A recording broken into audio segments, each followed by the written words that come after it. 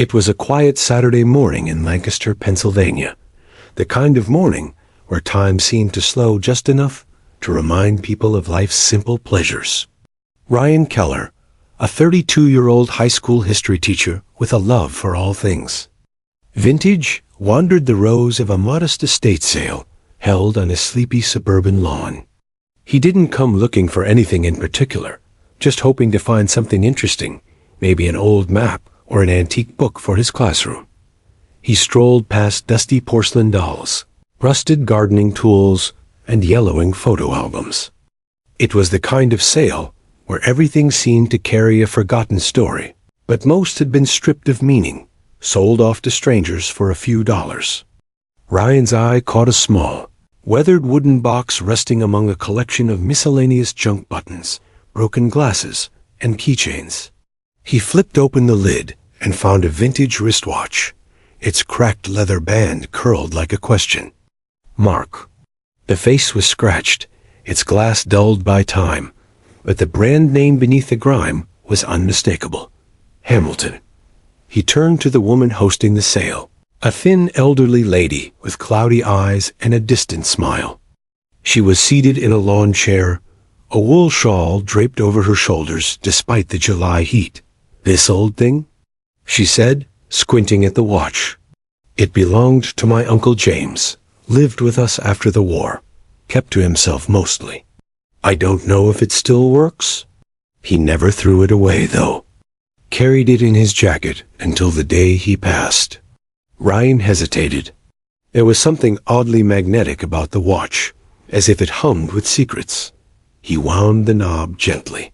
The second hand hesitated, then twitched. The ticking was faint, but clear.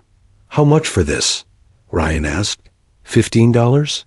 She replied with a shrug. "Or whatever you think it's worth."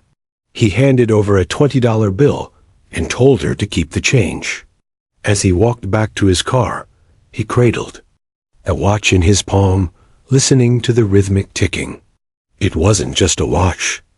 It was a whisper from the past, a thread tugging at something long buried. Back at home that evening, Ryan sat at his cluttered desk, surrounded by history books, student essays, and coffee-stained lesson plans. He set the watch beneath his desk lamp and studied it closer. He had a soft spot for World War II memorabilia, often weaving such pieces into his lessons to spark interest among students who had long stopped caring about textbook timelines. He cleaned the glass gently with a microfiber cloth and polished the brass casing. As he turned it over, he noticed a faint marking on the back. The metal was tarnished, but something had been inscribed very lightly, almost lost to time. He squinted and ran his finger across the faded letters. To J.W. You saved more than lives. EP 1944. The message sent a chill up his spine. It was too personal to be a manufacturer's engraving. Someone had carved that into the watch with care, perhaps desperation. J.W., that had to be James Walker, the uncle the old woman mentioned. But who was E.P.?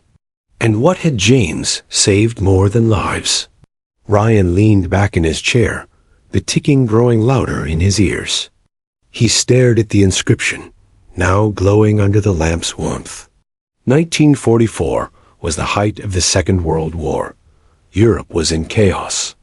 American soldiers were pushing through France, and battles like Normandy and the liberation of Paris were unfolding. That year alone had changed the world and taken countless lives. He typed, James Walker, World War II, Lancaster, Pennsylvania, into his laptop's search bar. A few basic records popped up. Enlistment papers, mention of a Private James W. Walker in the 29th Infantry Division. No photograph. Nothing about medals. Nothing about heroics. Just a name among millions. There was no mention of EP. No records, no correspondence. The trail went cold almost immediately. Still, the engraving stayed with him. He placed the watch on his nightstand, where its soft ticking echoed in the silence of his small apartment. That night, His dreams were fragmented.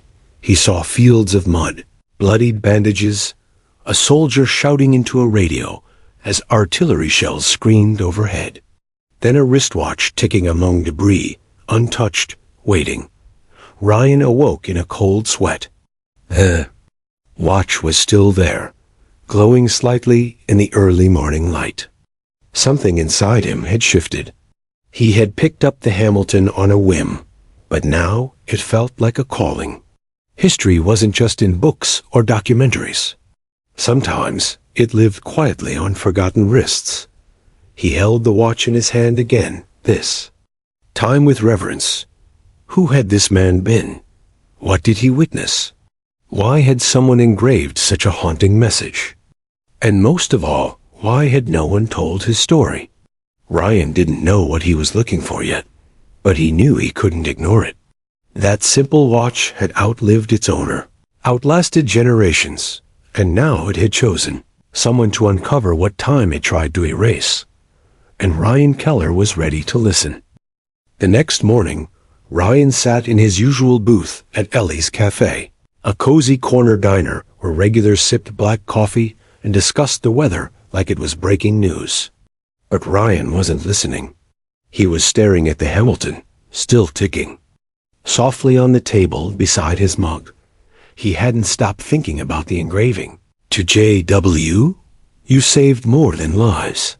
EP 1944. His phone lay open beside him, filled with browser tabs, military service records, engraving styles old. Wartime love letters. Hamilton watch history. The more he searched, the more questions he had. There were thousands of soldiers with the initials JW, and almost as many EPs. And yet, something told him this wasn't meant to be lost in the chaos of common names. This was personal, specific, maybe even sacred. Finishing his coffee, he headed toward the local VFW hall, where he'd once helped chaperone a student veterans project. The building, faded and humble, stood as a quiet reminder of sacrifice.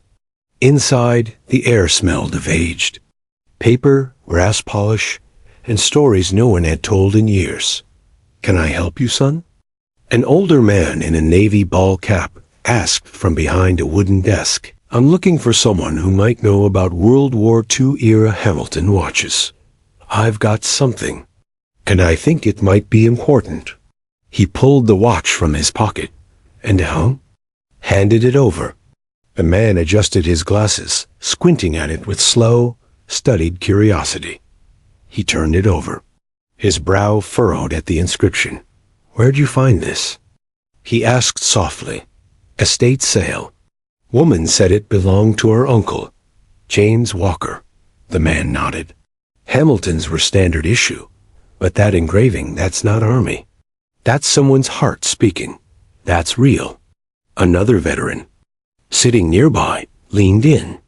Back in the war, those watches weren't just tools. They were lifelines.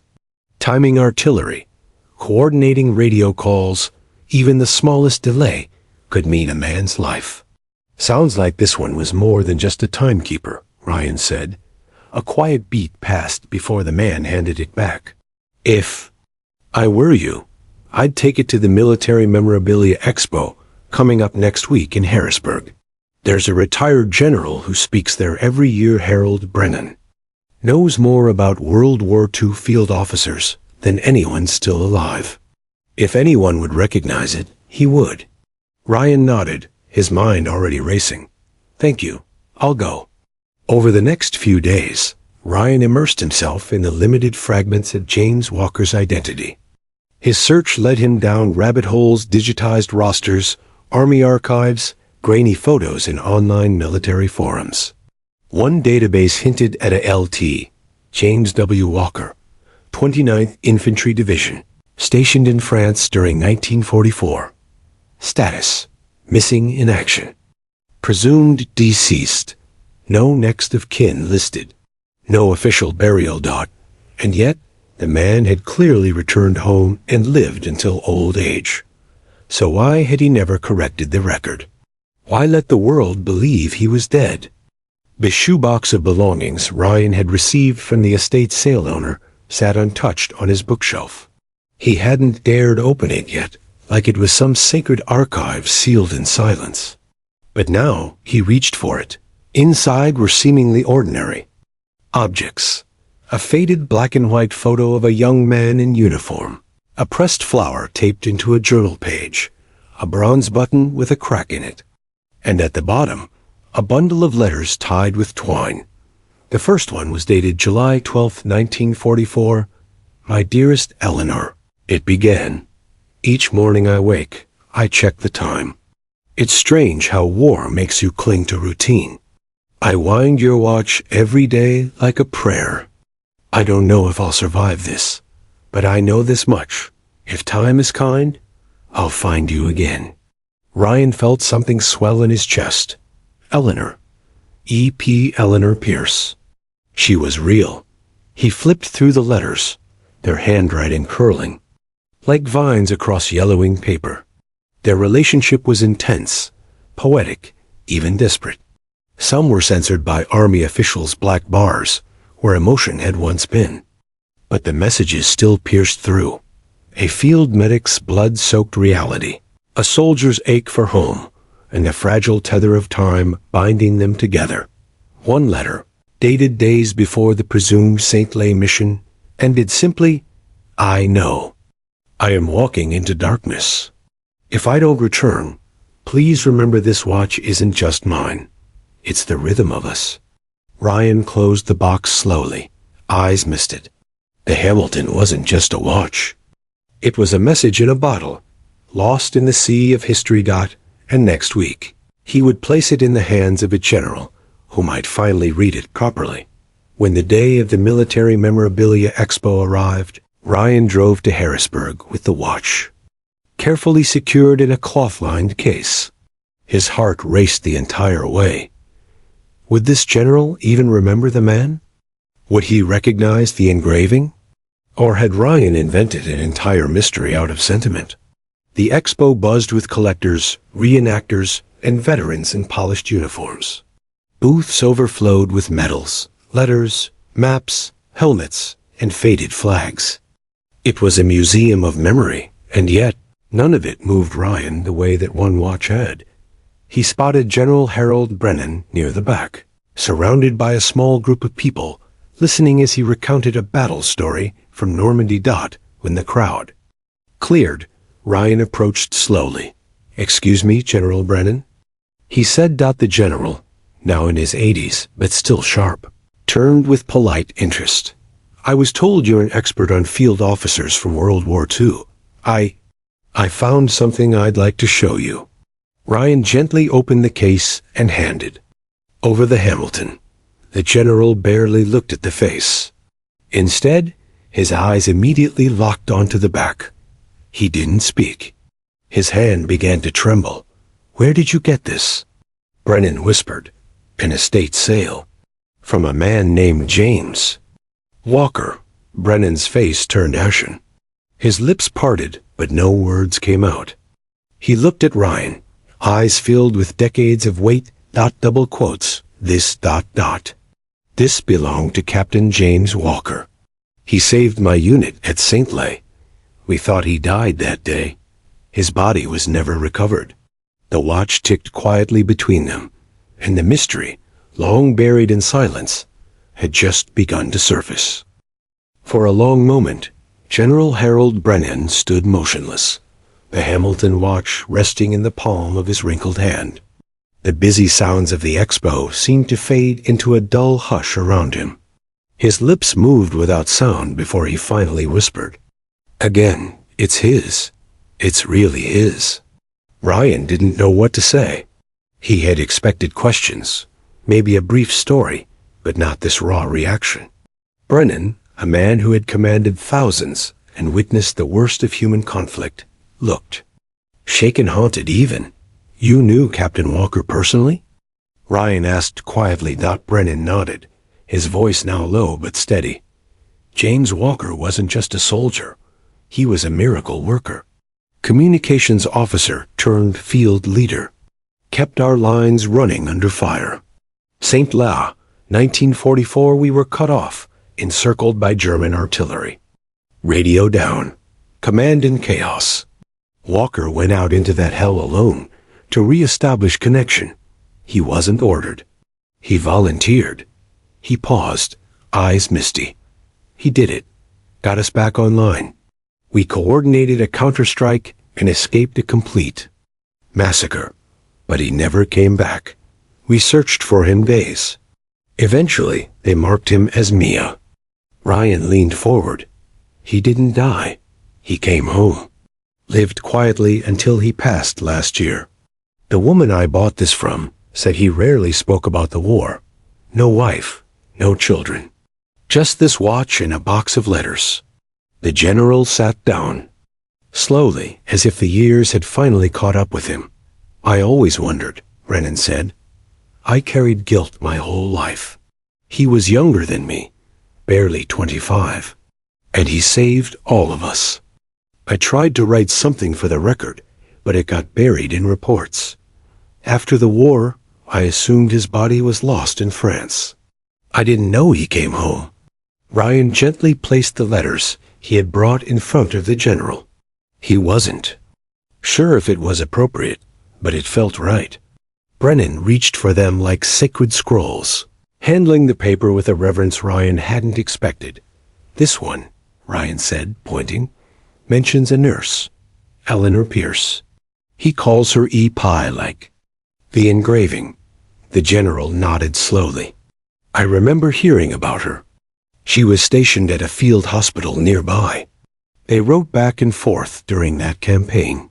He'd often joke about time, how it controlled everything. She gave him that watch. Said it would keep him grounded. Ryan sat beside him, silent, letting the moment unfold. Brennan looked at the engraving again. You saved more than lives. He must have done something more than what I knew. Or maybe she meant that his courage, his sacrifice saved something in her. Something beyond the battlefield. A long silence followed.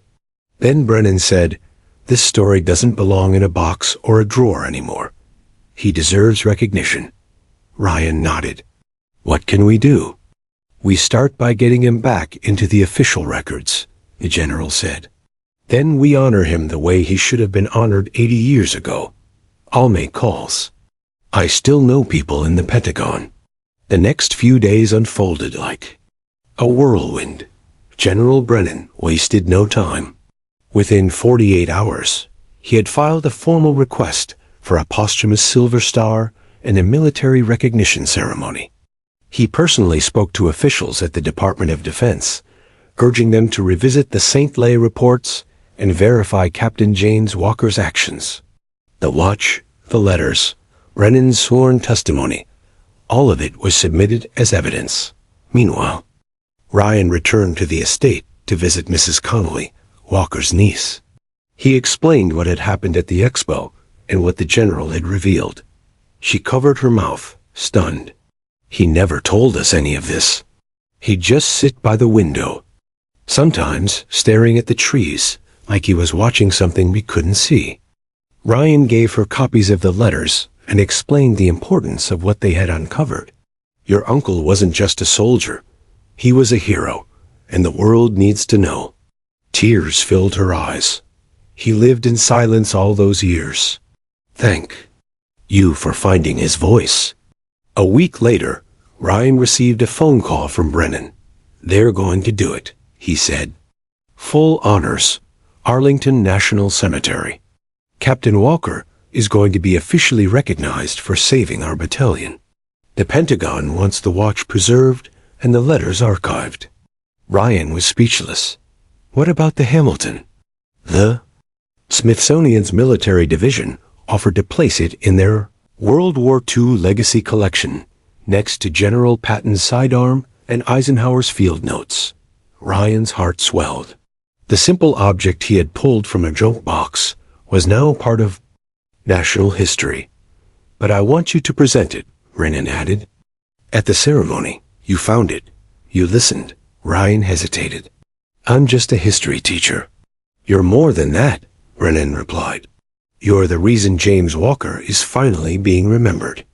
The weeks that followed felt surreal. Reporters began calling. Veterans groups reached out. Students from Ryan's school created a short documentary about Walker's life. Even the Pierce Medical Foundation, named after Eleanor Pierce, now deceased, contacted Ryan, requesting access to the letters for a future exhibit on wartime medicine and unsung love stories. Ryan learned that Eleanor had never married. After the war, she'd become a pioneering researcher in veteran trauma care, but she never spoke publicly about her time overseas. In her final interview before she passed in 2008, she said, "There's a watch I never stopped waiting for." That single sentence tied the last thread in Ryan's search.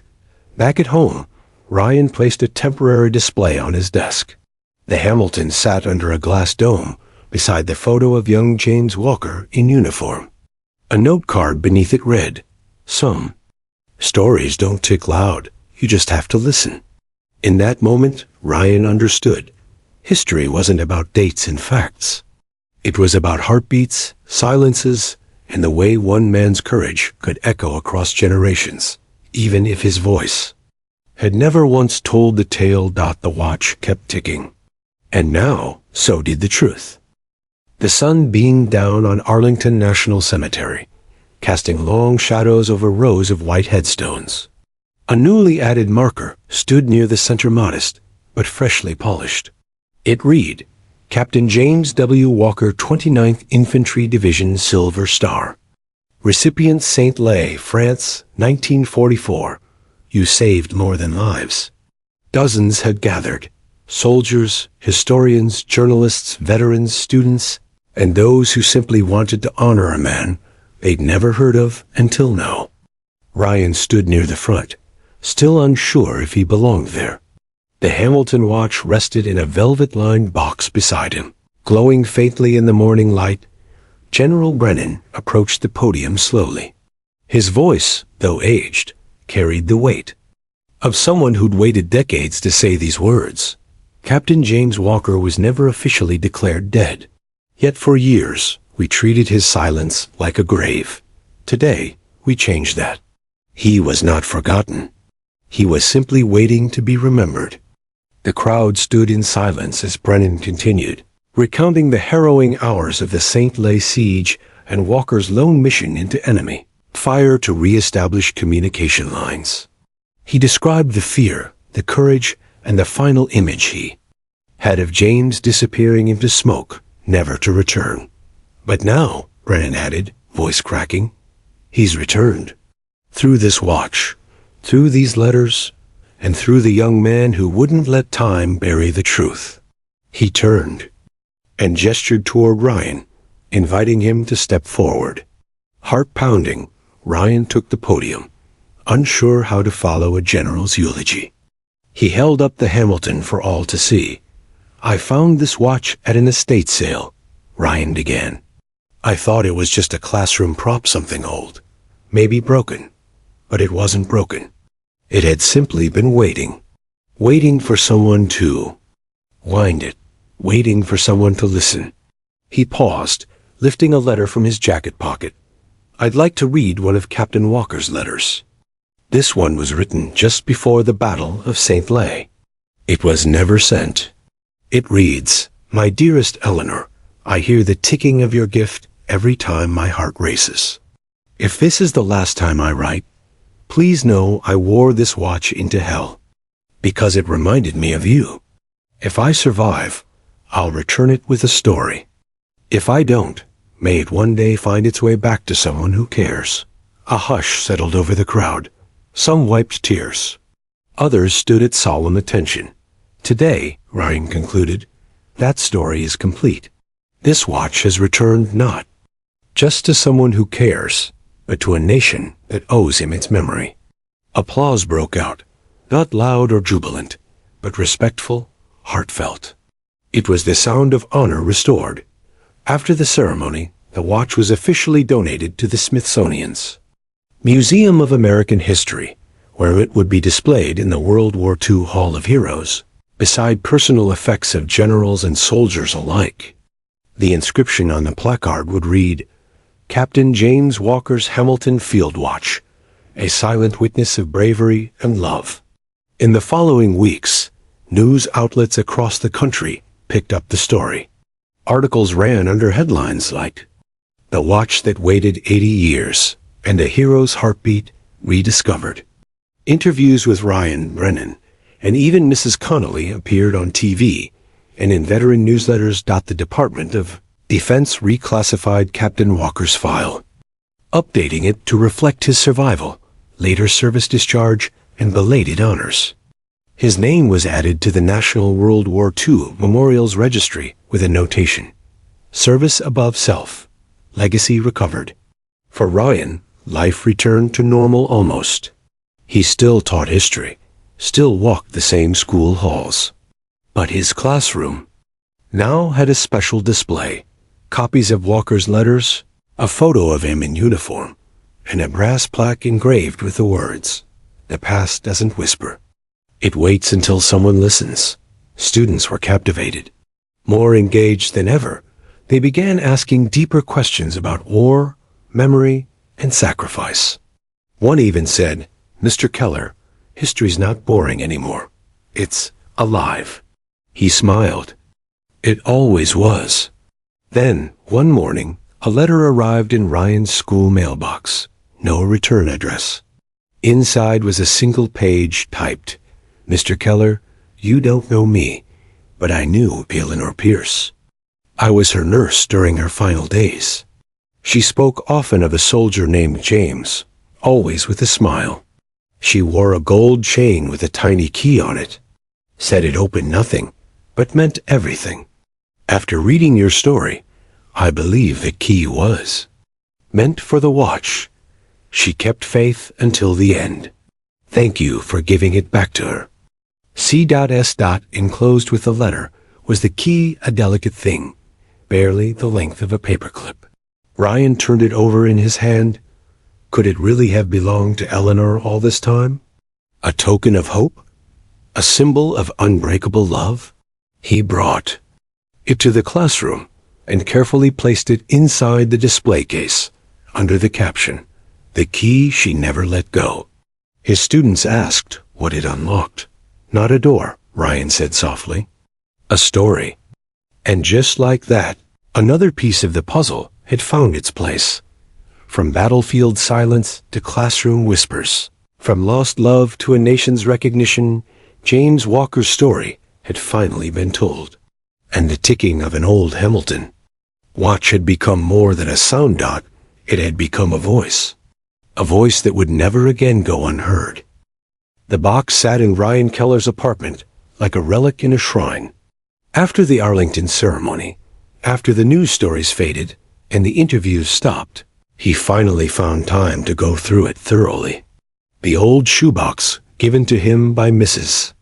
Connolly, Captain James Walker's niece, was filled with folded letters, faded photographs, and tiny mementos from another life. And though the world now knew the story of the man who wore the Hamilton, the box still held untold chapters. Ryan opened one of the letters at random. The paper was delicate, yellowing at the folds, but Eleanor's handwriting remained elegant and confident. September 4th, 1944, Dearest James, word came that your unit survived St. Lay. I cried with joy. I told myself the moment you returned, I'd meet you at the train station in Philadelphia, wearing blue, but I haven't heard from you. The telegram office says they can't locate you. James, if you're out there, please write. Time feels cruel without your letters, but I keep winding your watch every morning. It's my ritual, just as it was yours. Love always. Eleanor. Ryan set the letter down, exhaling slowly. It wasn't just a love story. It was heartbreak suspended in ink. Eleanor had believed James was alive. She'd waited. He pulled out more. Dozens. Some were full of longing, others full of quiet strength. She wrote about warfront hospital conditions, about patients she couldn't save, and about her fear that love, too, might become another casualty dot in one. Dated November 1944, she wrote, "I see young soldiers come in every day, some with eyes too old for their age. I look at them and wonder if they knew you. Sometimes I swear I see your face among them. Maybe it's the mind playing tricks. But I still believe. I have to." A letter that James had never seen. One Ryan guest had arrived after he'd returned home under a different identity, tucked away his past, and refused to speak of it again. It was postmarked, but unopened, taped shut, and marked return. To sender, deceased. Ryan stared at the cruel irony. James had lived, but Eleanor had never known. It begged the question. Why had he never contacted her? Why had he let her think he'd died? Ryan turned to the journal in the box. It was mostly blank, but near the back, scrawled in hasty, cramped handwriting, were a few fragmented entries. March 1946. The dreams won't stop. I see faces I didn't save. I hear my own name screamed into silence. The world thinks I died. Maybe part of me did. April 1946. I can't reach her. What would I say? Sorry I let you think I was dead? How do I tell her I was too ashamed to write? Too broken to hold the pen? And then this, May 1946. I still wear the watch. Every morning, I wind it, and I think of her hands. Her laugh. I imagine what we might have been if I'd had the courage to return. Ryan rubbed his temples, absorbing the quiet tragedy. James had been alive, but buried beneath guilt. Survivor's guilt, maybe. PTSD. Grief. Whatever it was, it had been enough to silence him for the rest of his life. The letters weren't just messages between lovers. They were confessions, hopes wrapped in fear. And in that silence, Eleanor had waited, and James had mourned.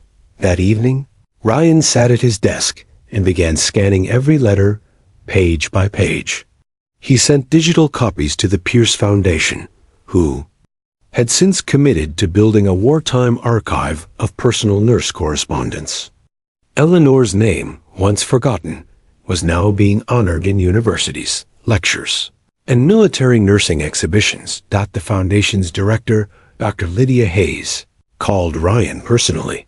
"We want to dedicate a full section to their story," she said, to Eleanor, to James, to the people who fought wars not just on battlefields but in their hearts. "You've given us something incredibly rare." Ryan nodded. "They deserve it."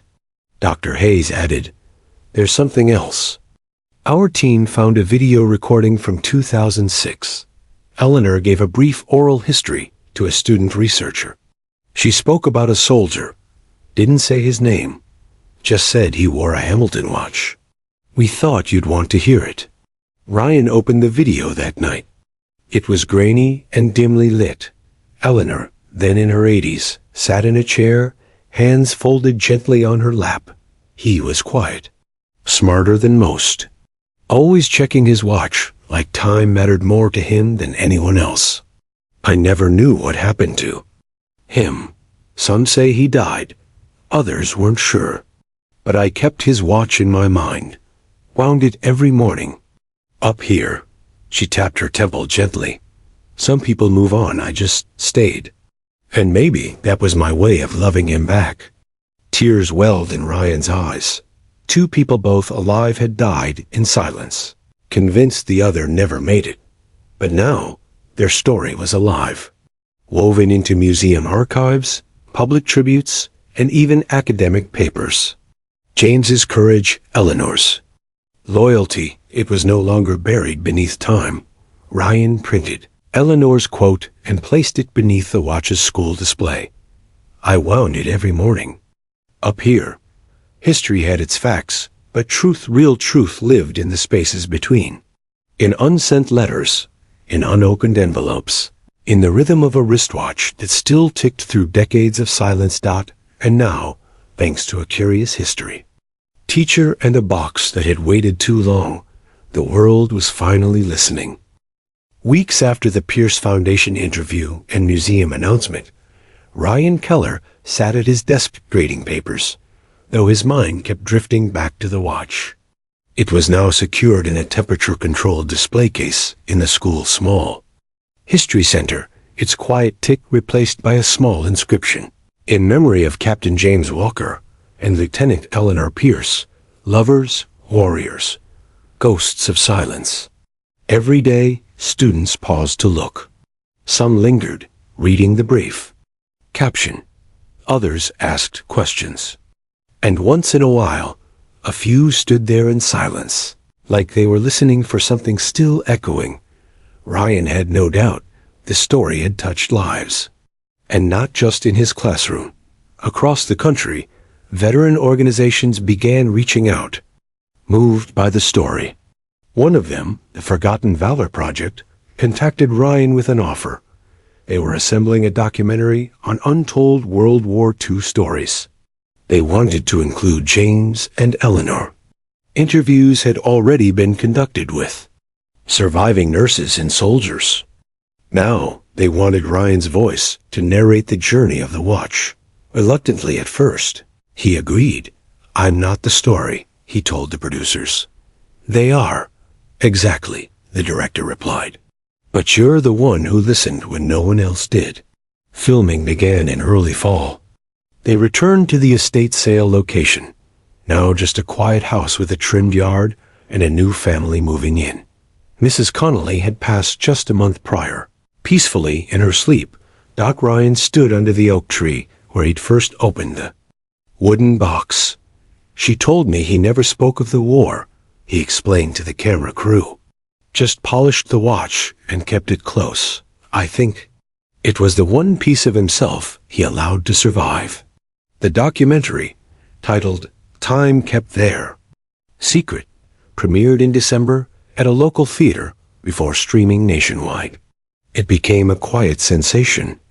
Veterans and their families sent letters, many claiming they had similar boxes tucked in closets' forgotten medals, photos, tokens that had never been explained.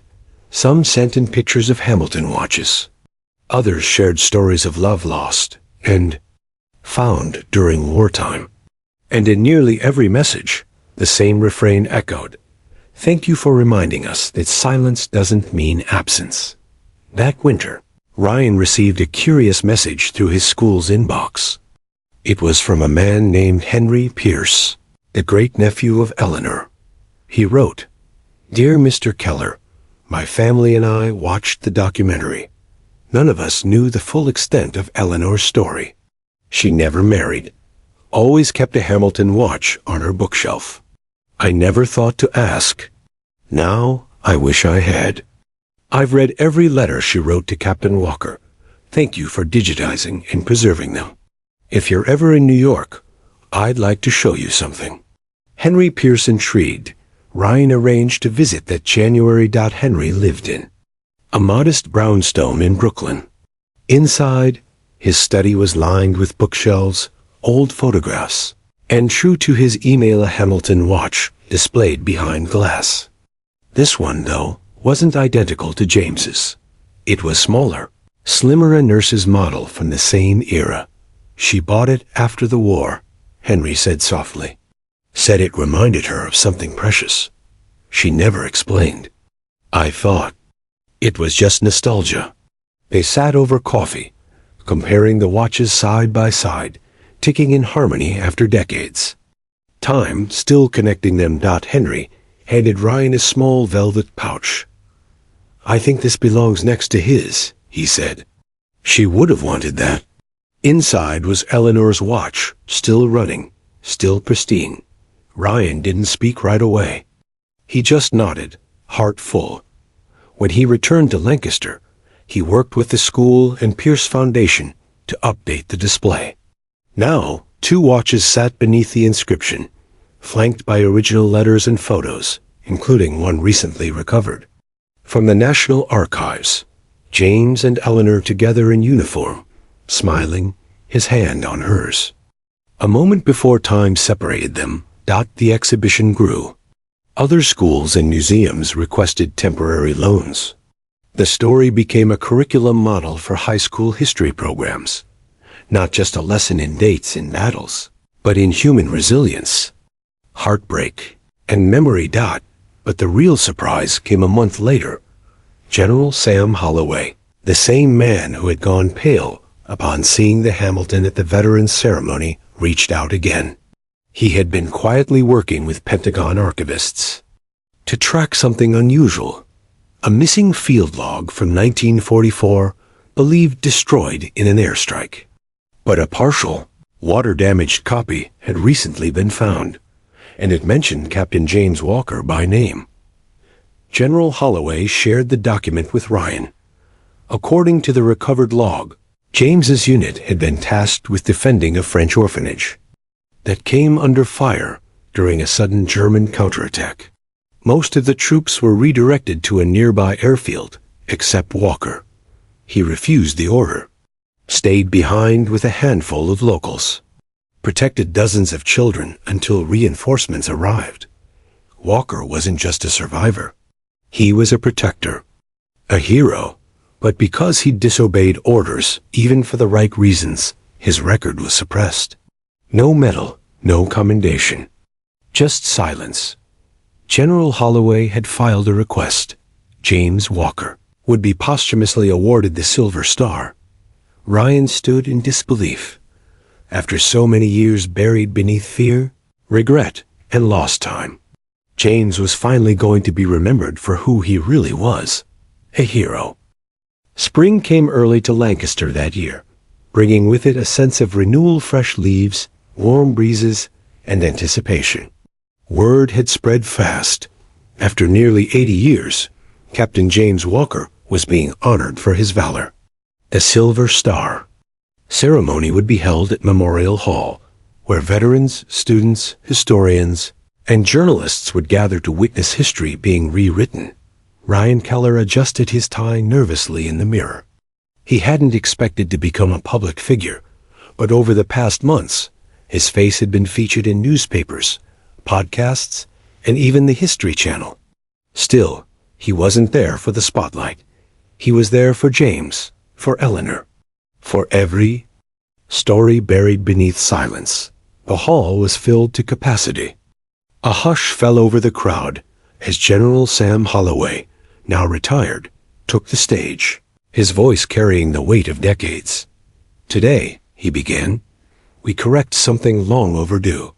Captain James Walker was not forgotten by history. He was hidden from it. What he did in France saved lives, children's lives, and cost him a chance at recognition because he disobeyed a direct command. But make no mistake, he disobeyed for all the right reasons. Gasps and murmurs rippled through the room. "War is chaos," the general continued, his voice cracking slightly. But what James did was order, courage, humanity. A moment of silence followed as a Marine escort brought forward a velvet-lined case. The Silver Star, gleaming beneath the lights, was placed on a pedestal next to James's portrait, a photo from his early days in uniform. Proud and determined, Ryan stepped forward. "I never knew James," he said, his voice steady. "But I found his watch, and it found me. That watch led us to a story that matters, not because it's dramatic, but because it's real. Because it reminds us that people like James, like Eleanor, lived full, complicated lives. They loved, they lost, and they waited for someone to care enough to ask why." The crowd rose in a standing ovation. Later, students from Ryan's school performed a short, dramatic reading of letters between Eleanor and James. There wasn't a dry eye in the room by the end. After the ceremony, attendees gathered around the newly expanded museum exhibit. Now, not only did it feature both Hamilton watches and the engraved message, but also the Silver Star, loaned temporarily by the Walker estate. A young girl, no older than 9, tugged at Ryan's sleeve. "Mr. Keller?" she asked shyly. "Did he really save kids like me?" He knelt down, smiling. "Yes, he did. Kids just like you." She stared at the medal with wide eyes. He's like a real superhero. Ryan nodded. The best kind.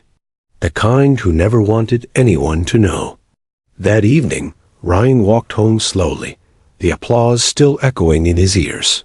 As the sun dipped low, he found himself drawn once again to the small inscription carved into the back of the original Hamilton.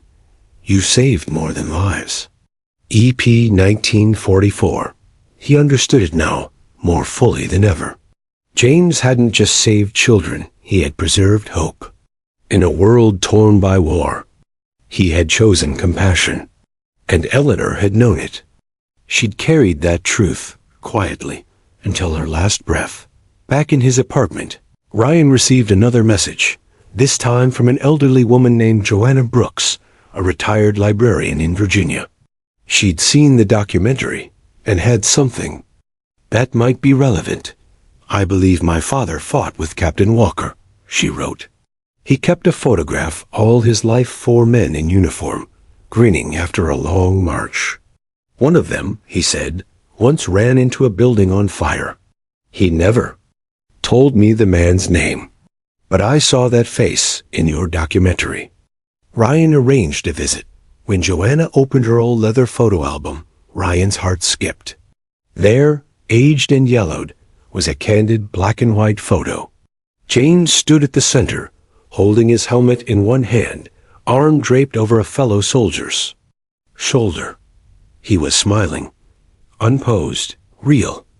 But what caught Ryan's eye wasn't just the camaraderie. Around James's wrist was the watch, the Hamilton. I can send you a copy, Joanna offered. I think it belongs with the rest. Ryan thanked her, and before leaving, she handed him a faded letter her father had written shortly after. The war.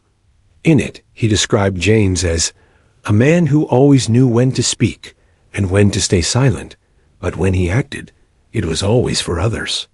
The phrase stuck with Ryan. James didn't need a medal. He didn't seek legacy. He simply wanted to do what was right, then fade quietly into the world he'd helped save. But thanks to that old watch, he hadn't faded at all. That night, back in Lancaster, Ryan placed the photograph and letter into an archival sleeve and carefully added them to the school's digital archive. The file name read, Walker Pierce Legacy. Proof that time remembers. The local newspaper published a Sunday feature titled, One Watch, Two Hearts. A story that changed a town. Yet beyond the headlines, beyond the accolades, something much deeper was happening. Classrooms across the country began using Ryan's story as a model for personal historical research.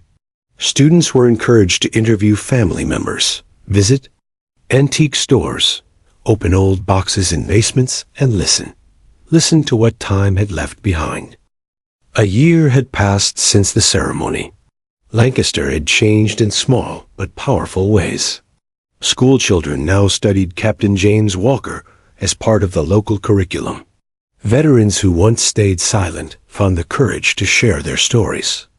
A plaque was placed outside Memorial Hall that read, For those who did good even when no one was watching.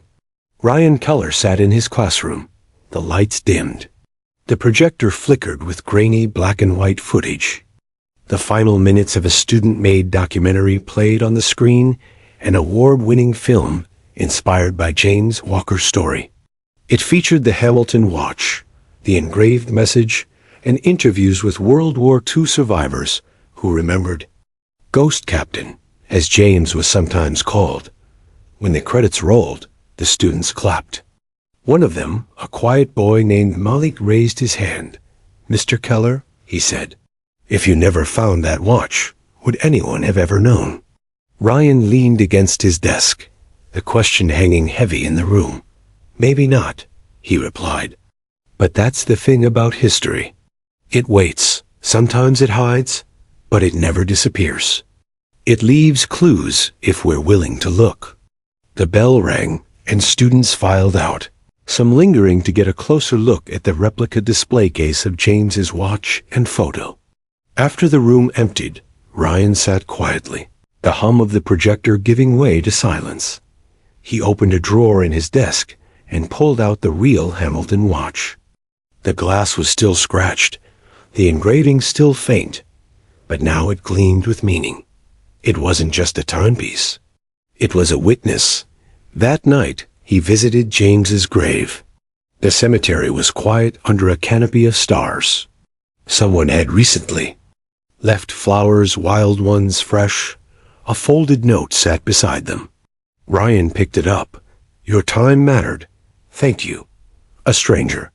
He smiled, placing the watch gently beside the headstone, if only for a moment. Then he brought it back to his chest. "Not yet," he whispered. "Your story still has miles to go."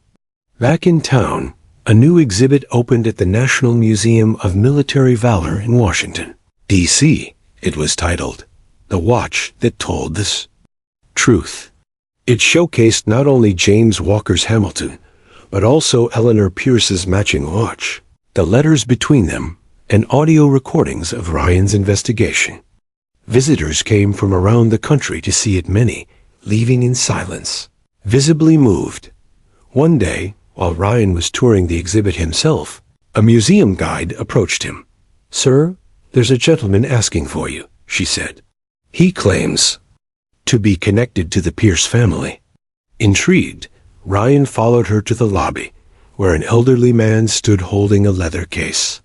He wore a faded military cap and had the posture of someone who had stood tall his entire life. "You must be Ryan Keller," he said with a kind smile. "I'm Arthur Pierce. Eleanor was my aunt."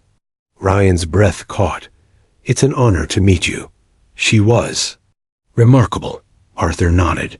"She never married. Said her heart had already belonged to someone. I only found out the whole truth after she passed. We cleaned out her attic and found her diary pages and pages about James, about the orphans, about waiting." He opened the leather case, revealing another Hamilton, this one pristine, unworn. "She bought a second one," Arthur explained. "She wanted to give it to James if he ever came back, but he never did. So she never wore it either." He handed the watch to Ryan. "I think you'll know what to do with it." Back in Lancaster, Ryan donated the second Hamilton to the school's display. He titled the case, "For the Time They Never Had." More than just a tribute, it became a lesson. Students learned not just about dates and wars, but about humanity, sacrifice, and stories almost lost. The story of two people separated by war, reunited by memory, and remembered because one man listened to the tick of a forgotten watch.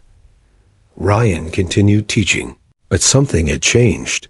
His classroom became a haven for stories. His students started bringing in photos, letters, heirlooms, and asking questions. Questions like, "Who is this person in this uniform? Why did my grandmother hide this letter? What does this medal mean?" And Ryan would smile, because now he knew exactly what to say. "Let's find out." One evening, years later, Ryan sat on his porch, much older now, with his own grandchildren playing in the yard. One of them, a curious girl named Clara, crawled into his lap holding something in her hand. "Grandpa," she said, "what's this?" He looked down. It was the Hamilton dot, still ticking, still alive, still remembering. He ran his thumb gently over the engraving. "You saved more than lives. EP 1944. "Yes," he whispered. "Yes, he did." And the watch kept ticking, as if time itself had finally been heard.